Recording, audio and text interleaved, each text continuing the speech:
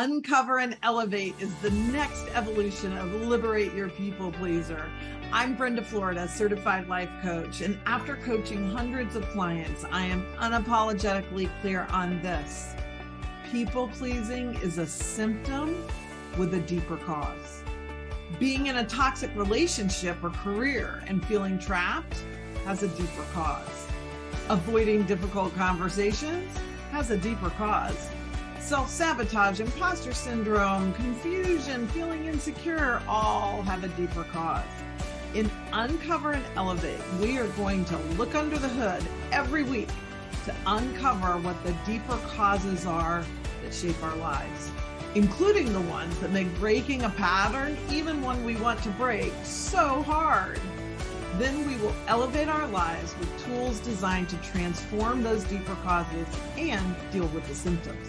Join me each week as we uncover and elevate our lives. And now, here's this week's episode of Uncover and Elevate. What do you want to let go of? It's a big question.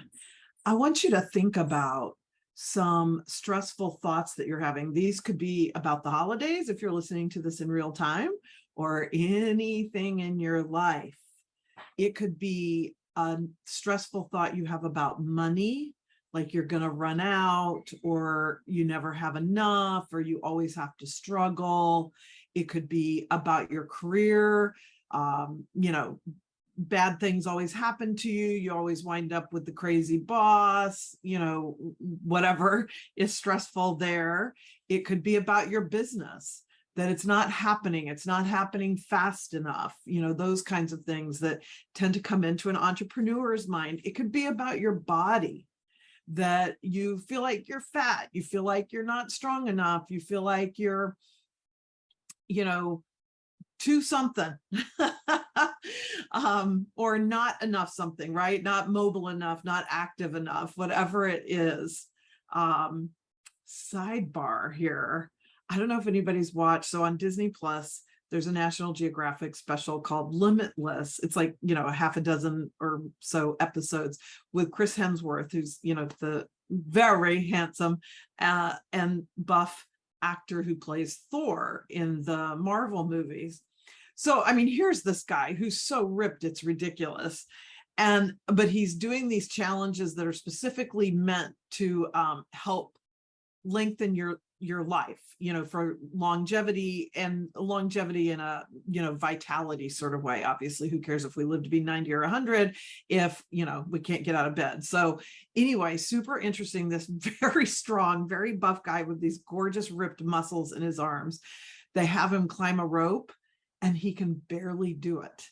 Like, whatever that's about, those of you who are into physical fitness and know the muscles in your body better than I do, that might make sense too. But I'm like, how are those enormous muscular arms who can swing that Thor hammer not able to climb a rope? Well, it's because it's, like a different set of muscles, and those are not so strong. So anyway, even Thor has trouble, right? But I want you just to think about whatever might be, drawing you into a sense of not good enough for yourself in some way,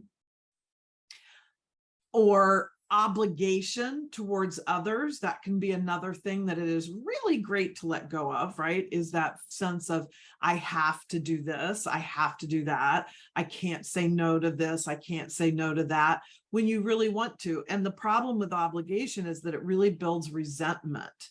And I know that you know that for anybody who's doing anything out of obligation, it doesn't take very long before that resentment sets in.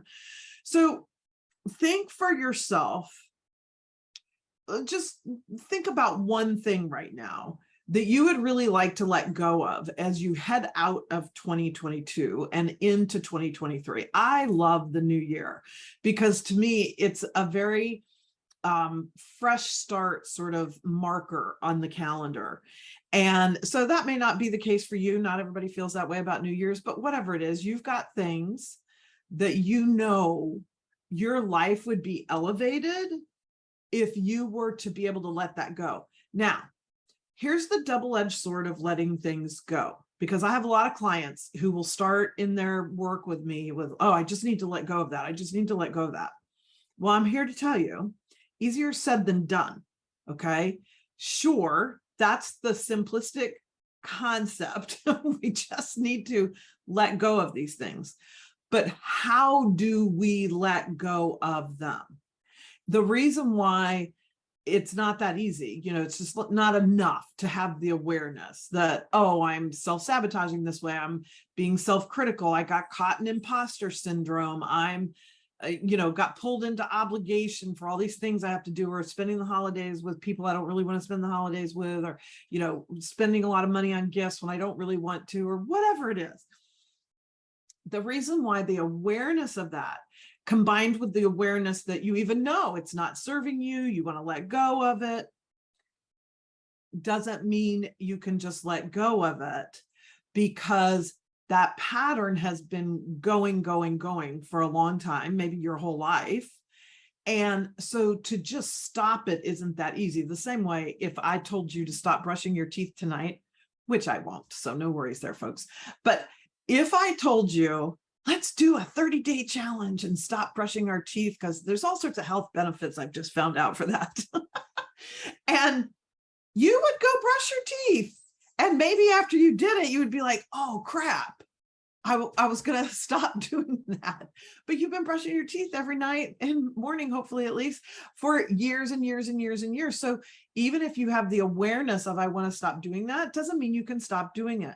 That's why patterns are so hard to both stop and start, because it seems like this really simple concept. Oh, why can't I do it? And then as soon as we don't do it, we start in the self-criticism, and that just makes it all worse. And then, we just judge ourselves and give up. What I want to share with you today, what I really want you to take away from today's podcast is, in order to let go of something, we've got to uncover sort of what's behind it, what fuels it. There's some sort of story or some sort of thing that you make it mean, is a phrase that I like. When whatever, I go to the gym and I don't have a good workout, I make it mean I've been being lazy. I make it mean I haven't tried hard enough. I make it mean something critical, right? If I make it mean, awesome, at least I came and did my workout, even if it wasn't the best one I ever did, that's not a problem. You don't have to let that go. You just hold on to that, because that's a wonderful thought. So the things we want to let go of, right, are the things that stress us, the things that aren't serving us. So we've got to uncover sort of what's behind that. What am I making that mean? And when you get under that, so again, you might go to the show notes, not might, I would say do it.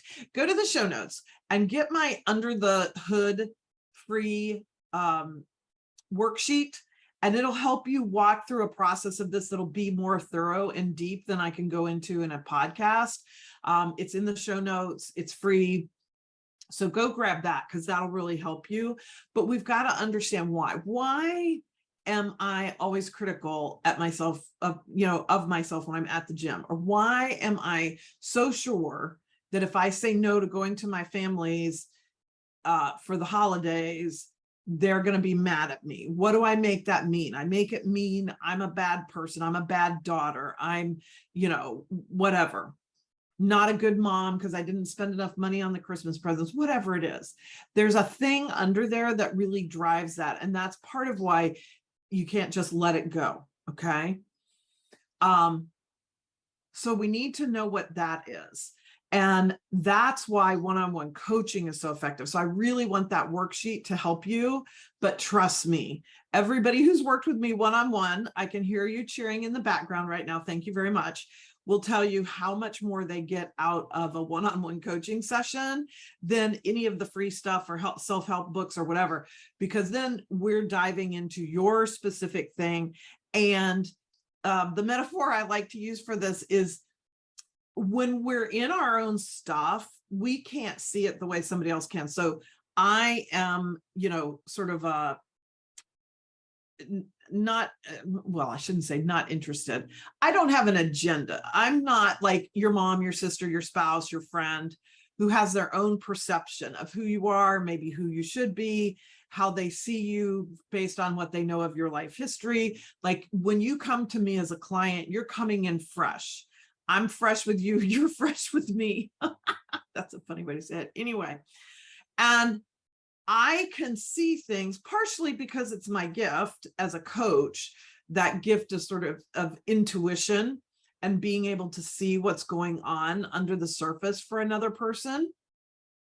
I can't always see it for myself. That's why I go to a coach, right? But I can see it and that's how we all are, because it's like, the metaphor is like, we're in it in our own lives, like we're inside a jar and the label is on the outside.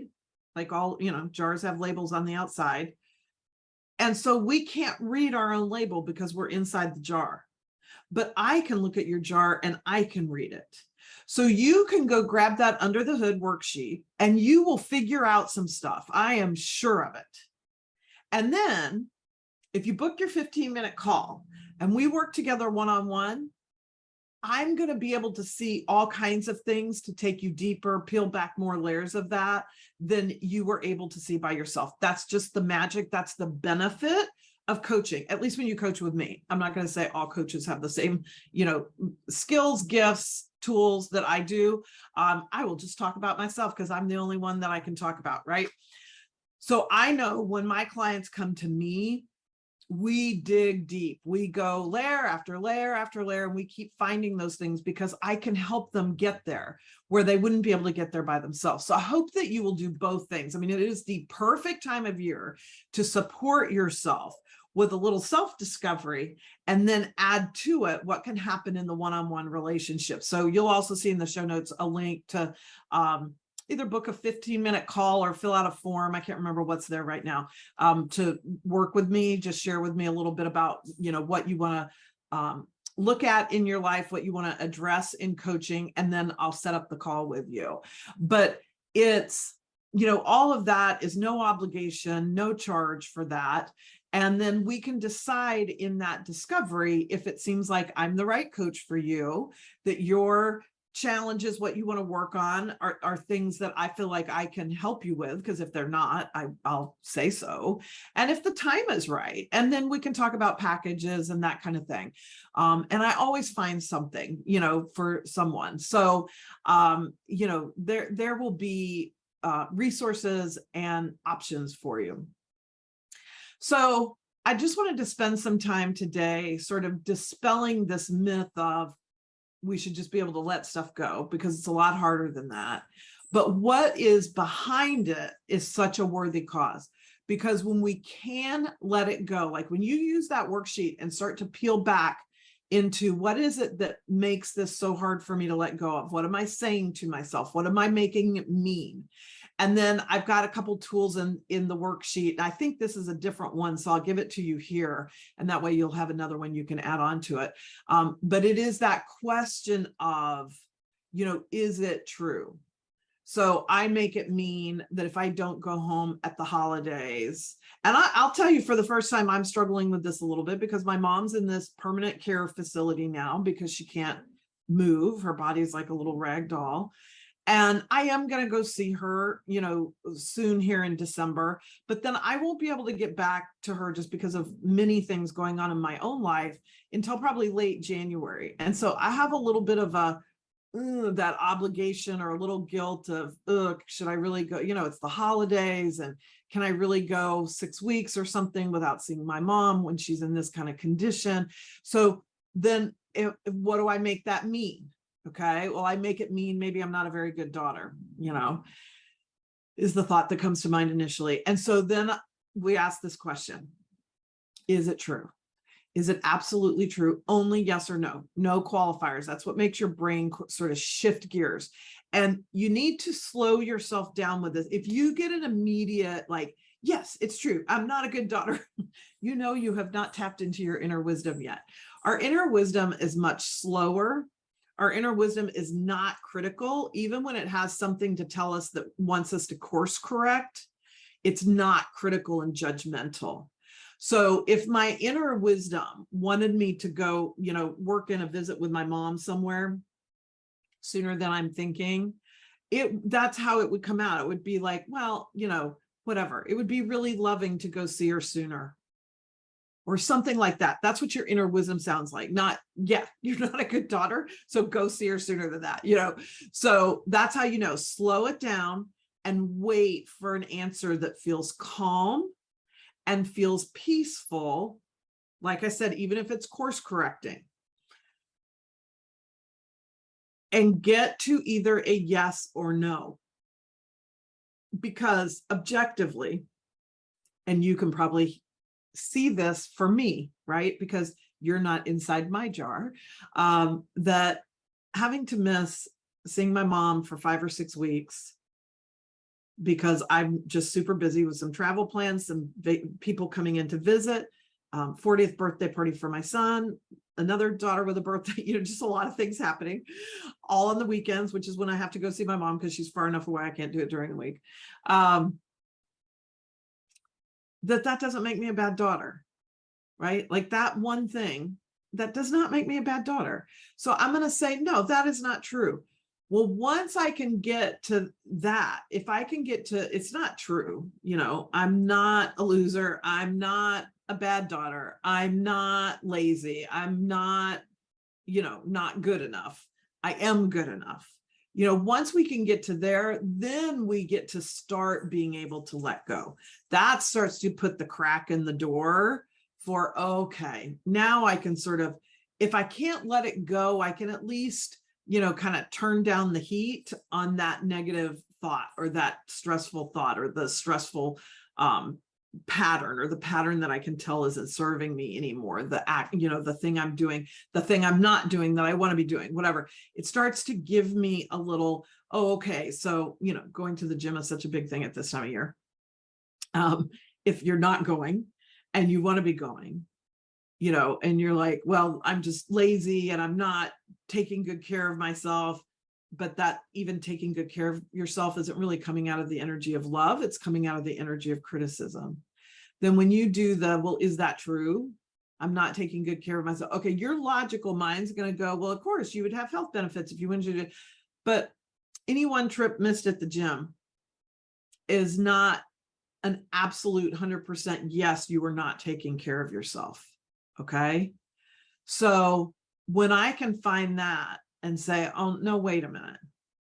Missing today doesn't mean I'm not taking good care of myself. Now I'm open to, so now what do I want to do? Because once we get out of self-judgment, we can start to find other possibilities, but you are not going to find possibilities that serve you inside self-judgment, inside criticism, inside imposter syndrome, inside not good enough. No good answers are coming from there.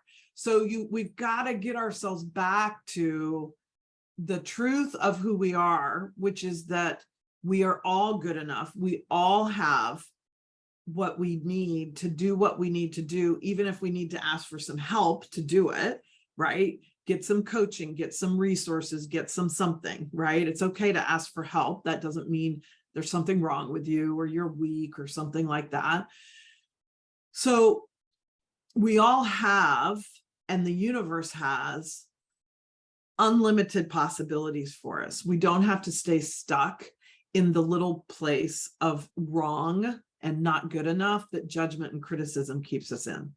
And so that's why ultimately being able to let go of these things is so empowering, because as you let go of them, it doesn't mean you don't ever have a critical thought again, or you don't ever have a stressful thought again. You can just get out of it faster and get to a possibility. So if I went into that, okay, so I know it's not that I'm not a good daughter, but in my when I'm quiet, my mind is quiet, I sort of feel like, but it would be so loving to my mother, if I didn't space my visit out that far, 5 or 6 weeks, let me go back and look at my calendar. Let me see if I can put in a time to visit her that won't be too taxing for me with all the other activities going on, because now I'm in love. I'm not in, I need to do that or I'm a bad daughter. Now I'm in love, and maybe I'll find a space on my calendar and maybe I won't, but it's coming out of love instead of criticism. So I hope all that makes sense. It's why letting go is so much harder than it seems. And yet it is so incredibly empowering, Because even if I go drop another date to go see my mom in my calendar, I'm doing it from a place of power. I'm doing it from a place of love, not from obligation and, feeling rush, and I'm going to be a bad daughter if I don't, so I better go do this. Those are two totally different things. I'm very disempowered when I'm in criticism, judgment, guilt, obligation.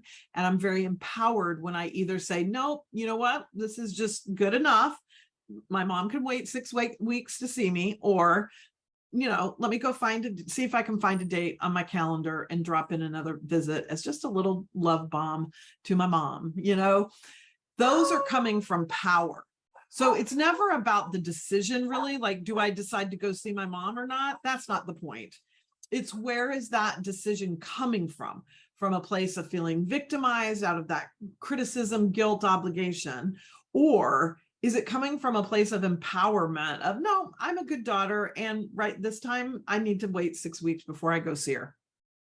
Or I'm going to go look back at my calendar and see if I can find a day that I can get down there and show her a little love, because that's what I want to do. It's not what I feel like I have to do. It's what I want to do.